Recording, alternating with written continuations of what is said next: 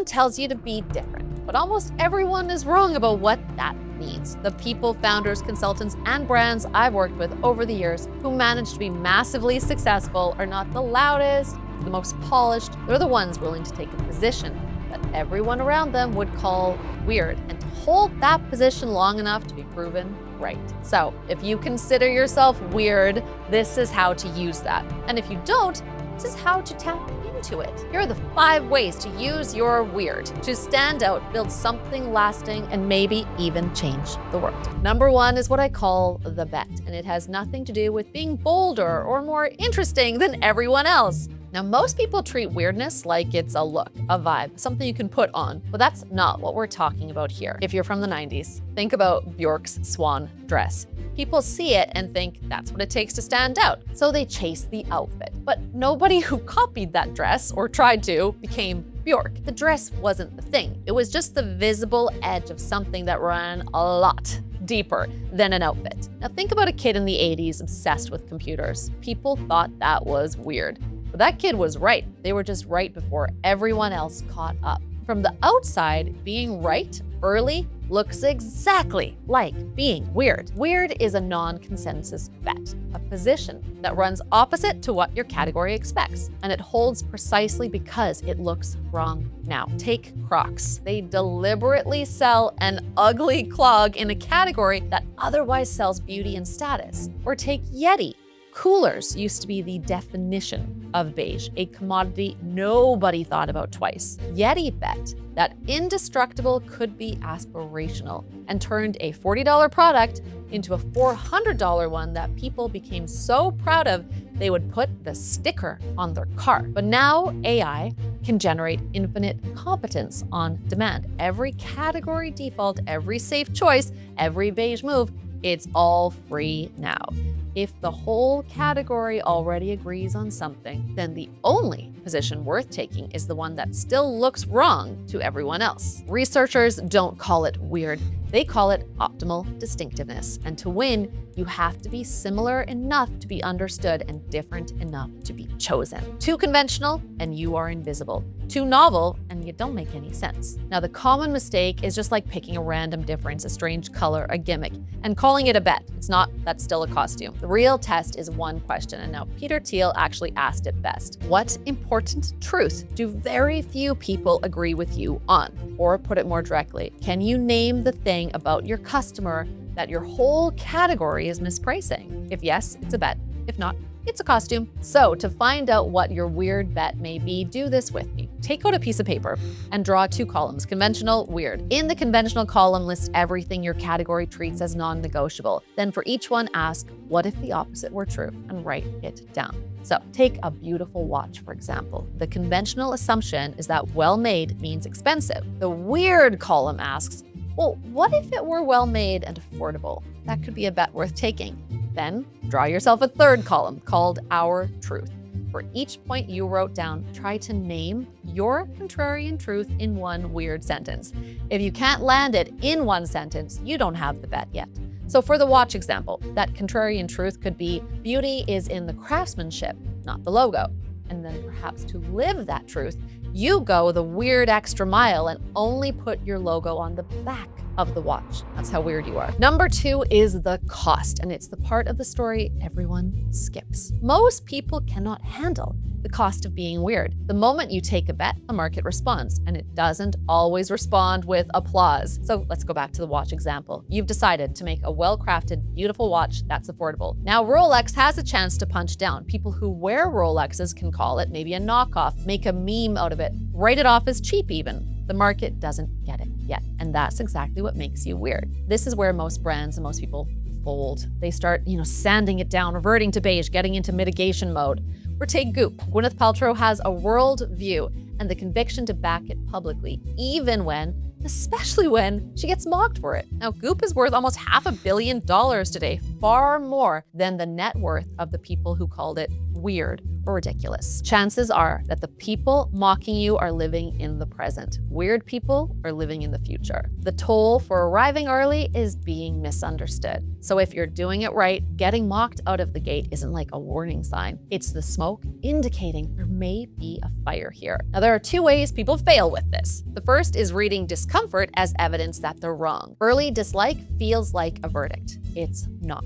It's an I'm early tax. New weird categories get punished by the market until people learn to make sense of them. Virtual reality, smartwatches, even electric cars, all punished initially. And now, multi-billion-dollar categories. Humans are wired to treat difference as a threat. We prioritize a short-term social cost, I'm weird, over a long-term payoff. I'm a visionary. That's not a sign your bet is wrong. It's just how we're built. The second mistake is having no runway. Conviction with no cash, no time, no support. It's a countdown. You need to survive long enough to be proven right. If you want to take this seriously, we have got a link in the description to apply for our group coaching program for personal brands that are ready to make serious money. Here's the thing. The social cost of being weird is the entry fee. It is not the obstacle. If holding a weird position were comfortable, everyone would do it, and it wouldn't be worth holding. The discomfort is what does the filtering for you. So before you launch the bet, set a horizon. Give yourself a set amount of time based on what you can really afford and decide in advance that a bad week doesn't end the experiment. Anticipate the mockery. It's coming. And when it comes, it will come from family, friends, people in the comments, the media. That's okay. You've already prepared for it. Then do one thing that's way harder than it sounds. Separate this is uncomfortable from this is wrong. They can feel identical, but they are not the same thing. To separate the two, get a mentor, a person who has taken risks, been weird, and both won and lost. Get them to gut check your weird idea and tell you if it's just uncomfortable or if it's wrong and not worth investing in. But before we move on, there is a critical moment right here that you need to understand first. Visionaries can see what others don't. They live in the future, but they're not always right about it or about how it gets expressed in the market. Consider the Segway, that $5,000 weird self-balancing scooter we could all laugh at when it showed up on our sidewalks. It was weird, but without substance. It was a solution without a problem. There was no underlying truth about who we are or where the world was going. Weirdness that can change the world has a truth underneath it. Now, Google Glass had the right truth, wearable computing, but it got mocked in 2013. And Google very quickly read that as a verdict and they walked away. They thought their vision was wrong, but it was the expression that was wrong. We know that because Meta came along 12 years in the future with the identical truth, expressed it as a well-designed pair of Ray-Bans instead of like a creepy face computer, and sold 7 million units in 2025 at $500 a pop. Google Glass didn't lose because the truth or vision was wrong. They lost because they confused the expression of the truth with the core truth. So the rule is this: hold the truth like a pit bull, but hold the expression of that truth like a hypothesis. You'll need to note that as we move on to the third point. Number 3 is the few. And it starts with a question almost everyone answers wrong. 1,000 people who are completely obsessed with you will always beat 1 million who barely know your name. Most people get that backwards, and the moment you optimize for the million, you sand off that one weird edge that would have made a few people obsessed enough to pay, to tell their friends, to defend you when the room is laughing. Being liked doesn't pay. It's actually a consolation prize. Paul Graham calls it the love not like principle. You need people to love what you're doing out of the gate, even just a few of them. Take Nara Smith on TikTok. She makes everything from scratch. Cereal, gum, sunscreen, in full couture with a deadpan delivery. People see it and genuinely don't know what to make of it. And that's the point. The intensity of the love and the hate is the engine. A beige version of her exists. It's invisible, it's out there. Her weird is the draw. Or take a campaign my company ran for scheduling platform Doodle. The 4 control emails were safe, bland, timid, and got exactly 0 replies and no conversions. Then we came along and sent 16 emails in a thick brand voice, generated 300 support tickets. People had feelings, strong ones, and that same campaign also drove massive increases in paid plan upgrades from a largely free user base. The weird emails converted people the beige ones couldn't even reach. Think about Velcro when you're thinking about this. So when you drag fabric over a smooth surface, nothing catches. Drag it over Velcro and it grabs. It's those rough edges that do the work. That's your job. To catch people, not to be so polished that they just slide right over you. The whole game here is really to attract and repel.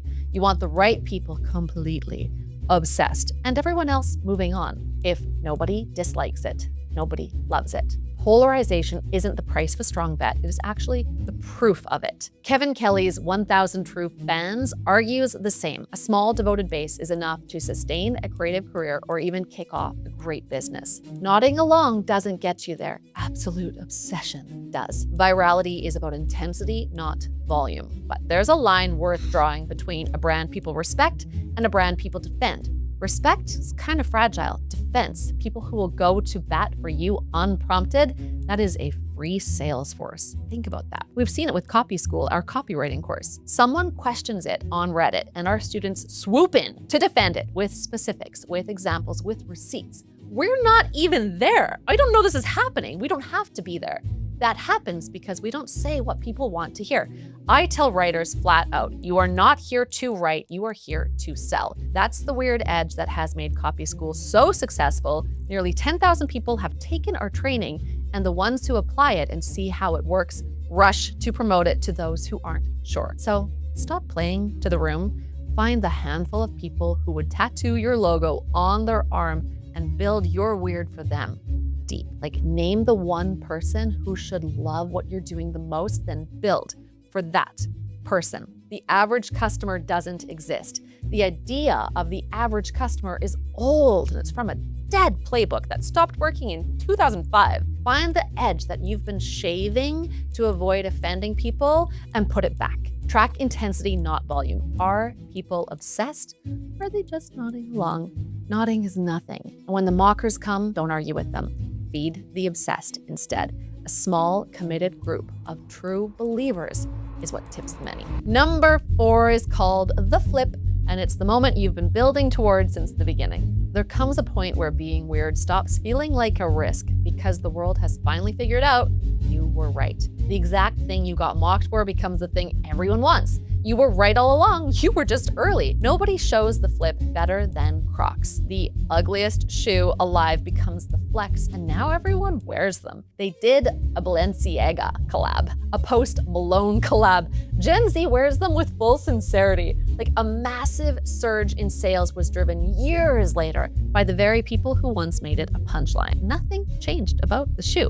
What changed is that the world finally caught up to the people, that small group of early defenders who'd never stopped loving it. The flip is vindication. But it's also where things get really hard because the tell that you flipped is when the imitators show up. This is where most brands blow it, and there are 3 ways that happens. The first, going beige the moment you get popular. You spent years holding a weird position, and the second it works, you get excited, but you start sanding off the edges that got you there. If your team is growing, this is especially dangerous. New hires come in and say, well, what got us here won't get us there. And if you let that thinking touch your product, your voice, your weird conviction, you've handed your category to the copycats. Look at Yeti.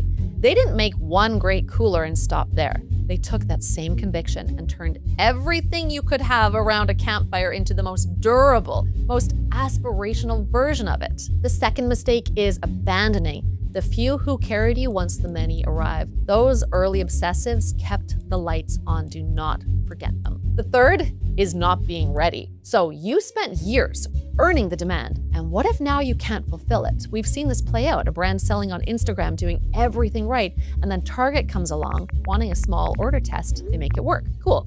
Target then comes back and says, that was great, now we want a nationwide rollout, but they can't afford to fulfill a $2 million order. That demand was years in the making. Don't let a capacity problem hand everything to your copycats. Jeffrey Moore totally called it in his book, Crossing the Chasm. The gap between early adopters and the mainstream is where most weird bets die. The book, Play Bigger, argues that category creators capture disproportionate value. The one who defined the frame wins the flip, not the imitators. But you don't always need the original idea. Peet's Coffee was a category creator, but you do need the conviction to hold it longer and better. than anyone else. Build your capacity before the flip so you don't have to hand the demand you earn to people copying you. Keep feeding the few. They're still the engine, even when the many have arrived. Build something special for your earliest obsessives. Some of the best software companies gave their Kickstarter backers a dedicated community that still exists years into mainstream success. Those people carried you. Honor that. And if you can't keep the culture alive organically, document the weird. And I don't just mean brand guidelines. A real statement of conviction that circulates through new hires, gets talked about at meetings, and makes it impossible for anyone inside the company to accidentally or intentionally sand it down. Apple built an entire culture around the conviction that design deserves to be taken seriously, and they charged accordingly. Make sure your weird is based on conviction so that you'll keep going, because the imitators who show up after the flip can copy a lot of things. What we're getting into next is the one thing they can't. Number 5 is the one. And this is what you become when everyone's copying you, but they still can't touch you. When the bet holds long enough, it stops being a position inside a category and becomes its own category. That's the one. You become a category of one. The imitators arrive and they see that you're red in a sea of beige. They think, oh, the red is the thing worth copying. But the red was never the thing. It was just the visible edge of a conviction they didn't have and wouldn't pay the cost to hold. So they copy the red. But it doesn't work because the thing that made you weird isn't something you can lift off the surface. Take Dr. Bronner's. Their soap packaging is covered in dense, rambling philosophy. It looks completely unhinged, and that's exactly the proof that it's real. Anyone can make natural soap. Nobody can fake a founder's actual beliefs bleeding onto the label. In a saturated market, that's what makes them a category of one, because people trust them. Or Apple. There will always be other laptops, but the conviction that design deserves to be taken seriously and charged for accordingly is not something a competitor has ever been able to manufacture. It's become the culture, the lore.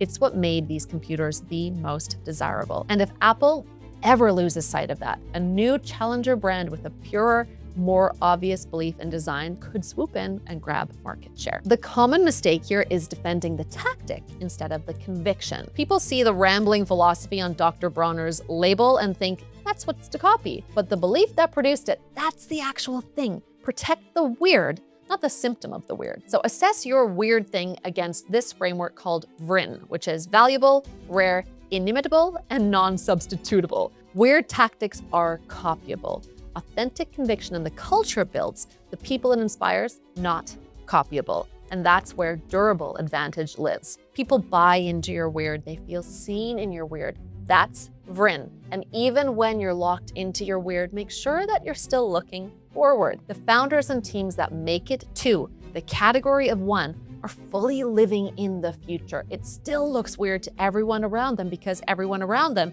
is living in the now, or worse, in the past. Tupperware is what happens when you live in the past.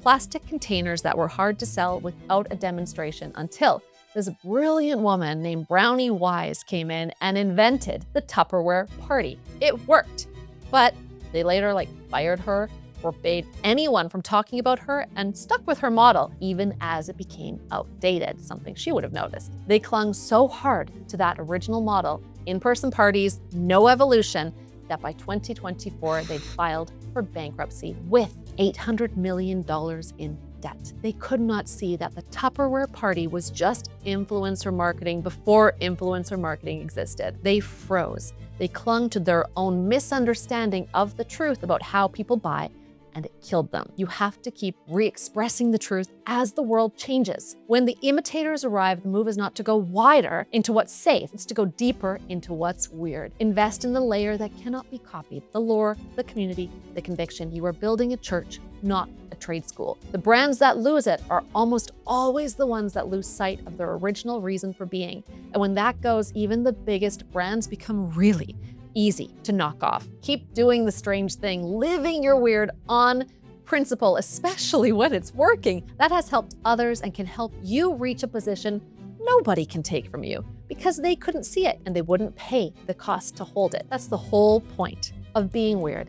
That's the weird advantage. If you are stoked to use your weird to stand out, outlast your competition, and become a category nobody can replicate, we should work together. Check the links in the description. And If you want to go deeper on conviction, which runs underneath all of this, go watch this video next.